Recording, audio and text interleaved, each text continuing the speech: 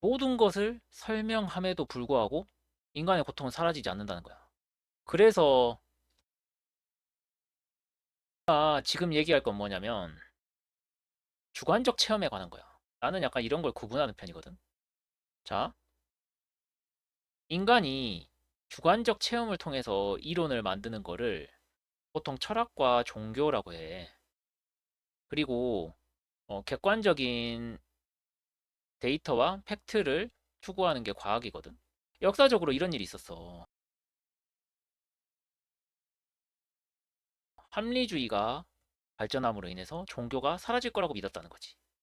근데 그런 일이 일어나지 않았다. 왜 일어나지 않았을까? 답은 간단해.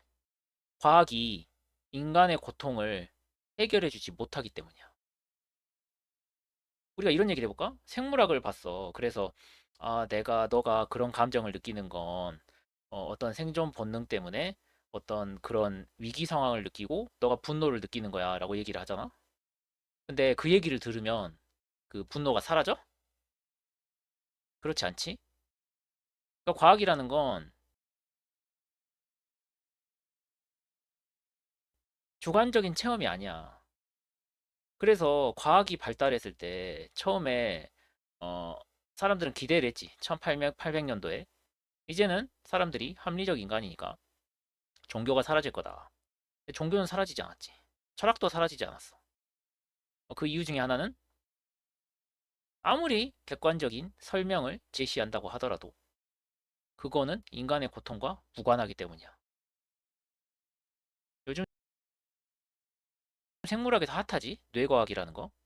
뇌과학이라든가 아니면은 음, 과학에서 흔히 하는 얘기, 통찰 같은 건 없다 이런 얘기 한단 말이지. 그런데 왜 그런 것들을 사람들이 받아들이지 않을까? 생각해봐. 객관적으로 증명을 했어. 과학 같은 거는 인간의 통찰이란 건 존재하지 않는다. 인간의 창의성이란 건 존재하지 않는다. 이런 거를 나름대로 과학적으로 증명을 했단 말이야. 그리고 생물학에서도 너가 어떤 감정을 느끼는 것은 너의 신체의 어떤 부분이 결핍이 되었기 때문이다라고 얘기를 해. 근데 그런 말을 아무도 듣지 않아. 왜냐고? 그거는 그냥 설명일 뿐이거든. 그거는 객관적인 데이터라고 볼 수 있지만 그걸 통해서 그걸 안다고 하더라도 인간의 고통은 전혀 없어지지가 않아. 인간이 힘든 건 똑같거든.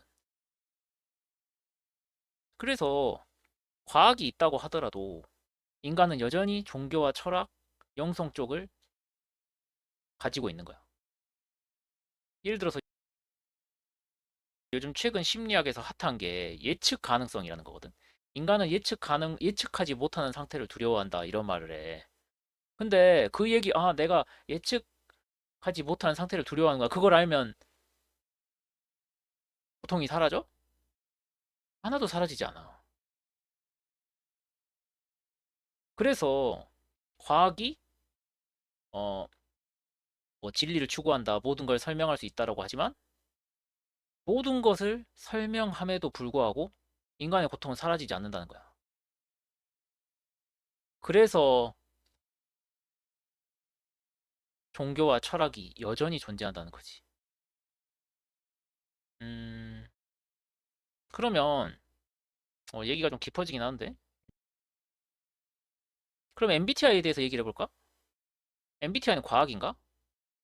아니, MBTI는 과학이 아니야. MBTI는 비과학이야. MBTI는 융이 처음으로 고안했거든. 내향, 외향, 직관, 감각, 그리고 판단, 감정. 이것에 대해서 융이 만들었어. 근데 융이 이걸 어떻게 만들었는지 알아? 자기 주관적인 체험으로 만들었어. 객관적인 데이터가 아니야. 내가 살아보고 겪어보니까 이 6가지가 인간이 생각하고 사유하는데 가장 큰 영향을 미치더라. 이 생각을 한 거야. 융이. 그래서 융은 이것에 평생 심혈을 기울여서 심리학을 만들었거든. 프로이트와 분리되면서. 근데 그럼 내가 질문을 할게. 지금 심리학이 융을 인정할까? 인정 안 해.